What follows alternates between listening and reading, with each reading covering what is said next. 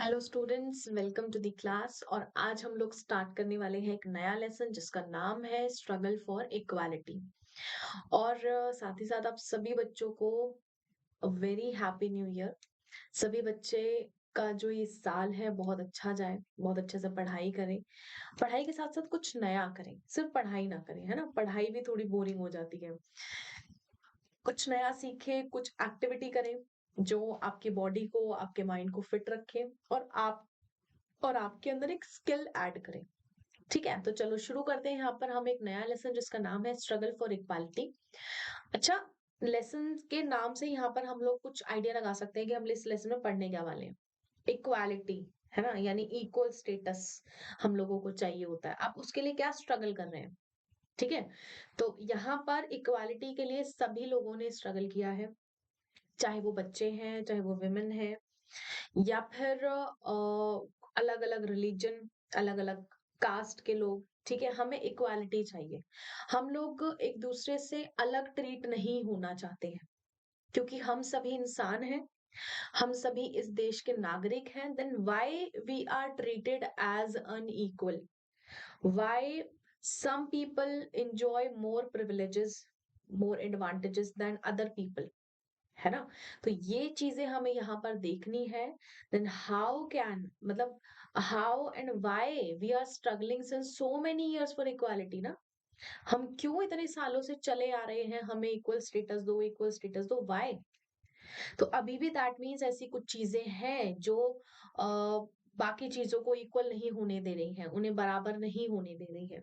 तो उसी के बारे में इस लेसन में हम लोगों को पढ़ना है कि व्हाई इज इक्वालिटी इम्पोर्टेंट।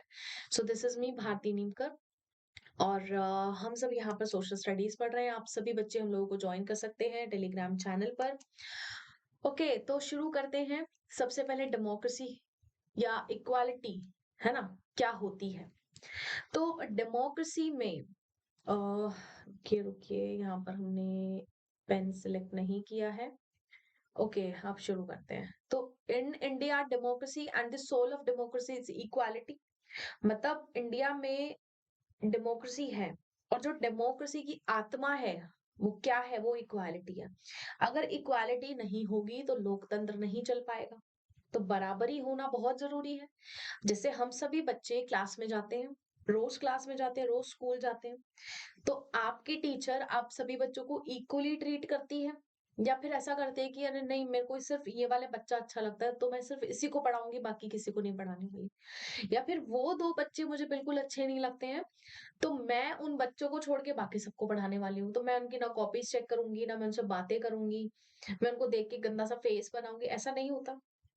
आपके टीचर आपके स्कूल में, है ना, आपके पेरेंट्स इवन आपके साथ कभी भेदभाव नहीं करते, है ना। हमेशा they treat you as as equal. जितने भी स्टूडेंट्स हैं, जितने भी बच्चे हैं घर में, है ना। कभी ऐसा होता है कि मम्मी किसी एक को ज्यादा प्यार करती है, बाकी को कम करती है? नहीं करती।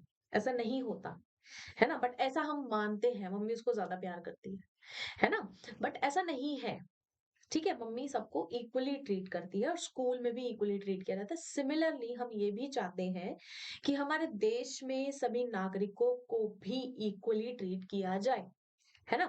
But we do not see equality at any place except on polling day, on which every adult citizen of India enjoys the equal right to vote। वैसे ये बात बिल्कुल ठीक लिखी है।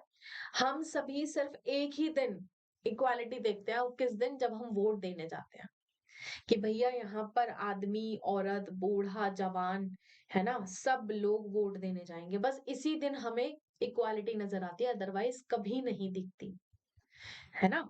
अब मान लीजिए, ये एक बहुत बेसिक एग्जांपल मैं ले रही हूँ, मैं यहाँ किसी को मतलब हर्ट नहीं करना चाहती।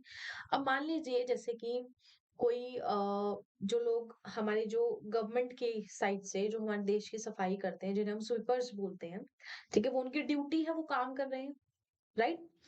बट कुछ लोग होते हैं, ओ वो ये कूड़े वाले आंटी है, कूड़े वाले अंकल हैं, ये स्वीपर्स है। तो you know you are not allowed to look them down, है ना, कि उन्हें ऐसा डाउन फील कराएं आप। ऐसा हम लोग नहीं कर सकते। बिल्कुल भी नहीं कर सकते और ऐसा करना भी नहीं चाहिए। ठीक है? ऐसा कई जगह देखा जाता है but this is not good. All are human. आप भी तो हम लोग भी तो अपने घर में सफाई करते हैं, तो क्या हम भी स्वीपर्स बन गए? नहीं। भाई सबकी जॉब है ना, सबका काम है। हम अपने काम को क्यों एज़ हाई प्रायोरिटी लेते हैं? Everyone is equal. तो यहाँ पर देखा जाता है, अब देखिए चलो ये इसको छोड़ दीजिए। कोई ट्राइब का पर्सन है, ठीक है? और हम लोग शहर में रहते हैं। अब कोई जैसे मान लीजिए कोई ट्राइबल पर्सन है, वो झारखंड से दिल्ली आया है या फिर बॉम्बे गया है ना? किसी शहरी वाले इलाके में गया है। वहाँ पर वो देख रहा है, अरे यहाँ का तो लाइफ़स्टाइल बड़ा अलग है, मैं थोड़ा अलग लग रहा हूँ। है ना?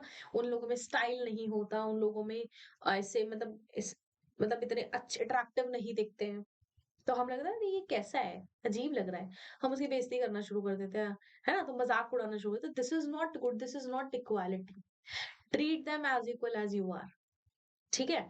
चलिए तो बस आगे पढ़ते हैं। हम यहाँ पर यही पढ़ने वाले हैं इस लेसन में कि इक्वालिटी होना सभी के लिए बहुत ज़रूरी है। तो इंडियन कॉन्स्टिट्यूशन में यानी कि जो भारतीय संविधान है हमारा, उसने सभी इंडियंस को, सभी भारतीयों को इक्वल माना है before the law and states that no person can be discriminated against because of their religion, sex, caste और वेदर दे आर रिच और हमें और हम पता है इन्हीं चीजों पर जज करते हैं, इन्हीं चीजों पर हम लोग डिस्क्रिमिनेट करते हैं। बेशक से हमारे कॉन्स्टिट्यूशन में ये सब चीजें लिखी है कि ऐसा नहीं करना, पर फिर भी हम इन्हीं शब्दों पर डिस्क्रिमिनेशन करते हैं, है ना?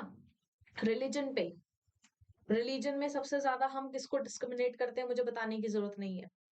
सेक्स में फीमेल, अरे तुम्हारे पास कैपेबिलिटी नहीं है, you are weaker, you are weaker you know gender, तुम्हारे बस की कोई काम नहीं है, you can do only household work. अगर आप किसी पोस्ट पर हो तो you will not get the same pay as the other men do, है ना? कास्ट बेसिस पे आपको डिस्क्रिमिनेट किया जाता है, रिच और पुअर पे डिस्क्रिमिनेट किया जाता है भाई। ये तो रिच एंड पुअर, अब घर में अगर एक पर्सन रिच है, दूसरा बंदा पुअर है या फिर एक अर्निंग वेल है, एक अच्छा नहीं कमाता, तो वो भी डिस्क्रिमिनेट करते हैं। तो हम कहाँ कॉन्स्टिट्यूशन को फॉलो कर रहे हैं? नहीं कर रहे, है ना? पर हमारा कॉन्स्टिट्यूशन तो कहता है कि हमें बिल्कुल बिल्कुल भी डिस्क्रिमिनेट नहीं करना चाहिए इन सभी बेसिस पर ऐसा हर कदम पे होता है।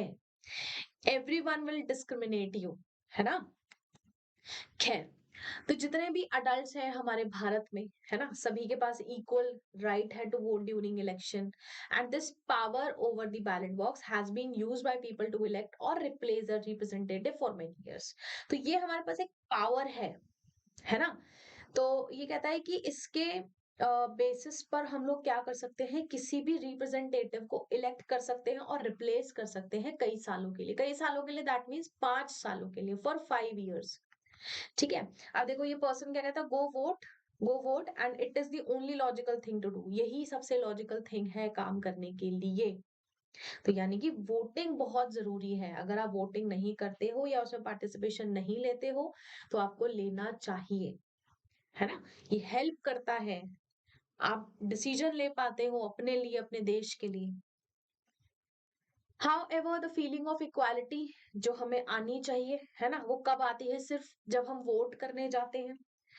पर ये रियली वहां तक एक्सटेंड नहीं कर पाती है too poor people face negligence and these people do not get justice in matter of health and education. देखो वोट करने सब जाते हैं, अमीर भी जाता है, गरीब भी जाता है, मिडिल क्लास भी जाते हैं, बच्चे जाते हैं, सेम कैटेगरी अमीर, गरीब, मिडिल क्लास, है ना? पर यहाँ पर जो जस्टिस मिलना चाहिए, अब एक गरीब इंसान क्यों वोट करेगा? सबसे पहली बात, एक गरीब इंसान तभी तो वोट करता है क्योंकि उसे एजुकेशन प्रॉपर नहीं मिल पाती, उसे एम्प्लॉयमेंट प्रॉपर नहीं मिल पाती, उसको हेल्थ उसकी मैटर नहीं की जाती, कि मतलब हेल्थ हमारी इंपॉर्टेंट नहीं है। Those who are poor people उनकी हेल्थ इंपॉर्टेंट नहीं है और ये बिल्कुल सही है।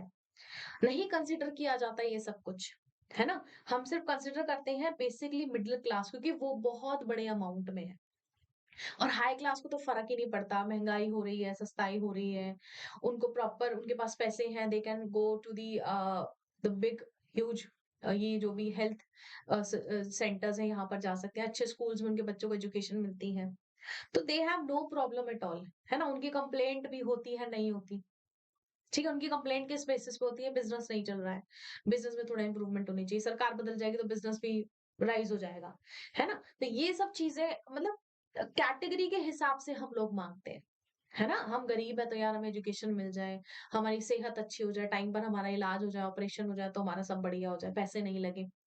पर अमीर लोग ऐसा नहीं सोचते, middle classes think about everything कि बिज़नेस भी चल जाए, हेल्थ का भी हो जाए, एजुकेशन का भी हो जाए, फॉर एवरीथिंग और सब ठीक है, सस्ता, अच्छा, टिकाऊ वाला हिसाब हो जाए। डोमेस्टिक अब देखो जो डोमेस्टिक हेल्पर्स होते हैं, देखो ये आंटी मस्त टीवी देख रही है, वो आंटी वहां पर साथ में सफाई कर रही है, पोछा लगा रही है, ठीक है। ये जो डोमेस्टिक हेल्पर्स होते हैं, फार्मर्स होते हैं और जो मैनी अदर लोग होते हैं जो कि बहुत मुश्किल से मतलब वो मजबूर हो जाते हैं गरीबी के द्वारा कि भाई उनको काम करना ही पड़ेगा। उनके पास जो रिसोर्सेज है उनकी कमी है, वो शॉर्टेज है उनके पास, इसीलिए उनको मजबूरी में काम करना पड़ता है ना? People also face inequality on the ground of religion, caste and gender in India. ये हम मैं बता चुकी हूँ स्टार्टिंग में ना, इंडिया में मैं कहती हूँ इंडिया में ही नहीं बच्चे, ये हर जगह होता है।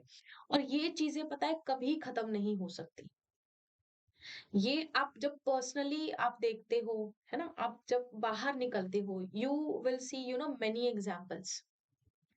और इवन आप मूवीज देखते हो, आप अपने आस-पड़ोस देखते हो कि रिलेटिव्स के साथ भी कुछ ना कुछ हो ही रहा होता है।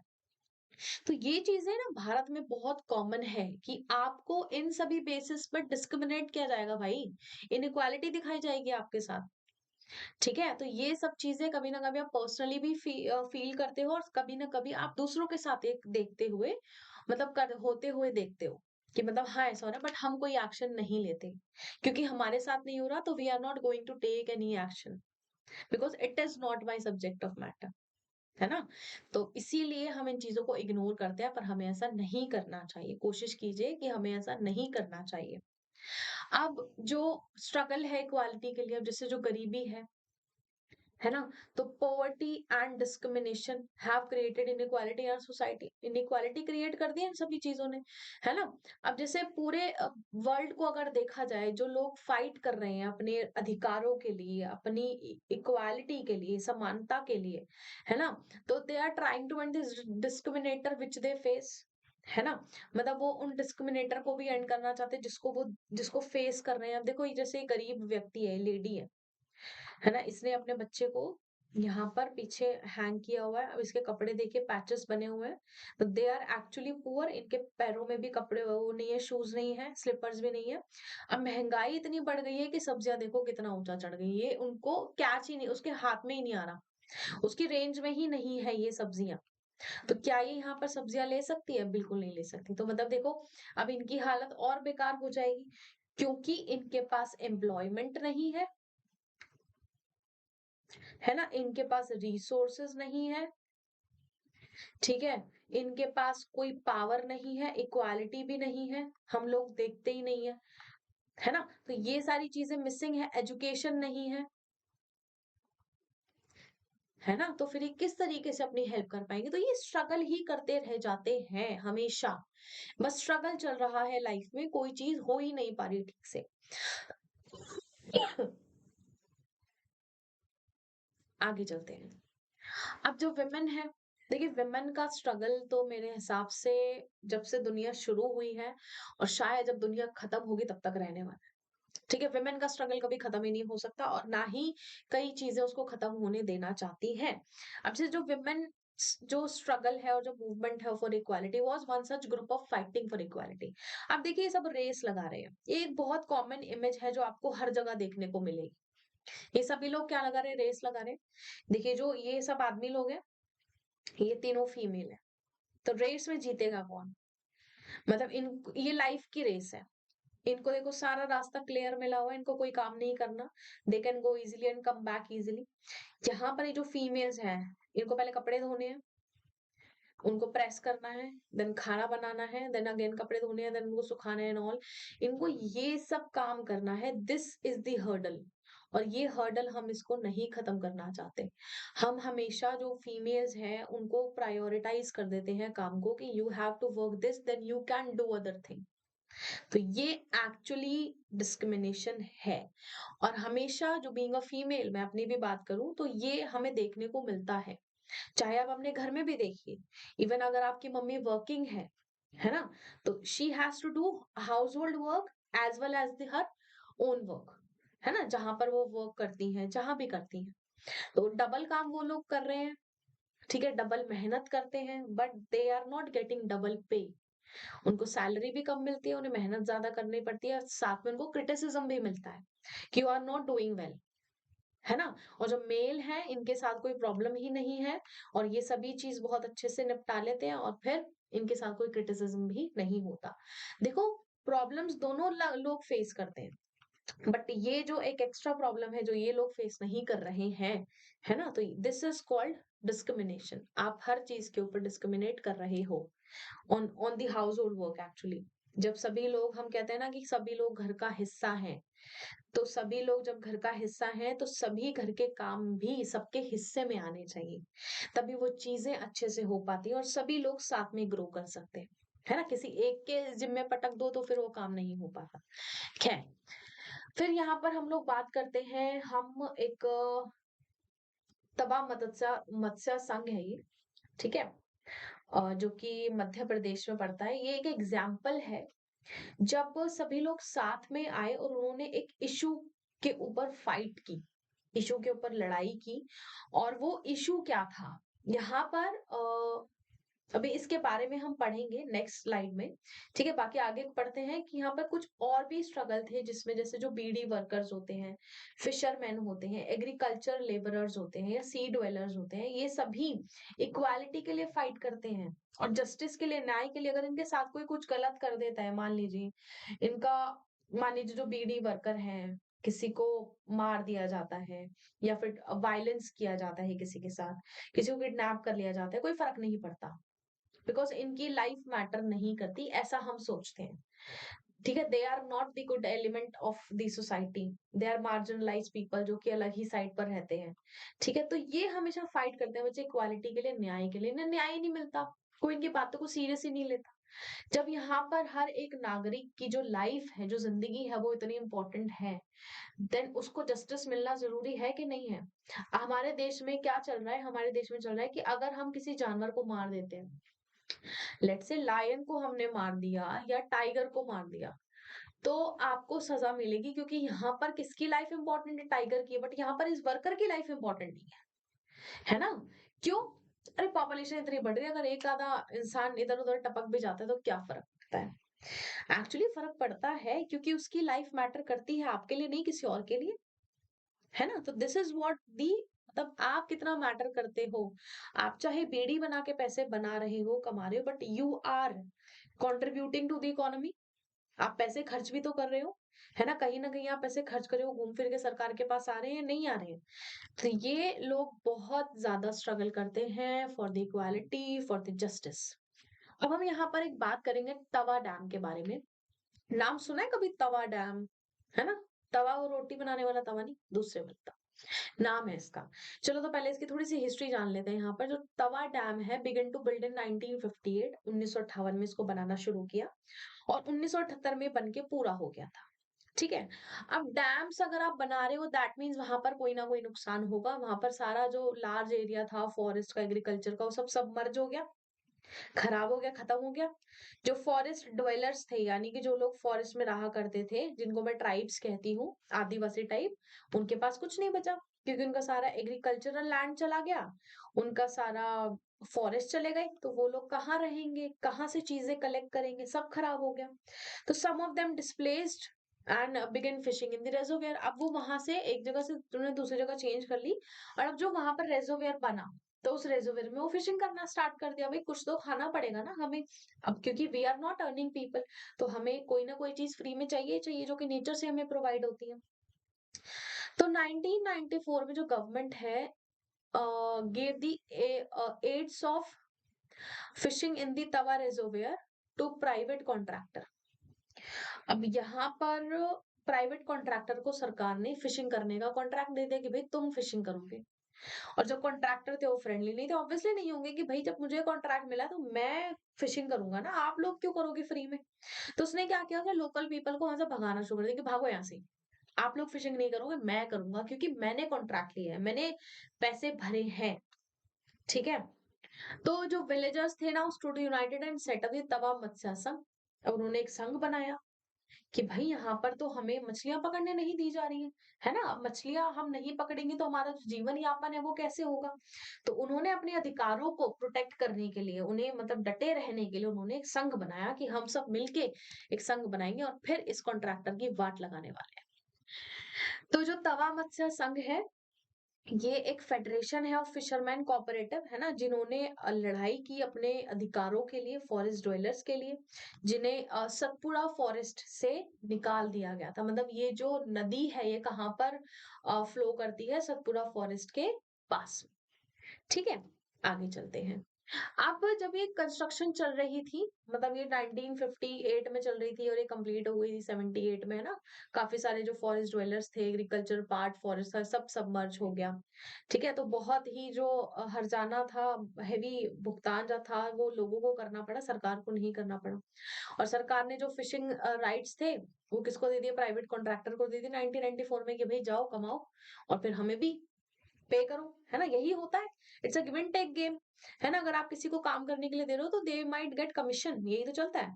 खैर, जब कॉन्ट्रैक्टर्स ने एक्सप्लॉइट करना शुरू कर दिया पुअर विलेजर्स को, है ना, तो दे केम टुगेदर, उन्होंने एक यूनियन बनाई अपने राइट्स को प्रोटेक्ट करने के लिए।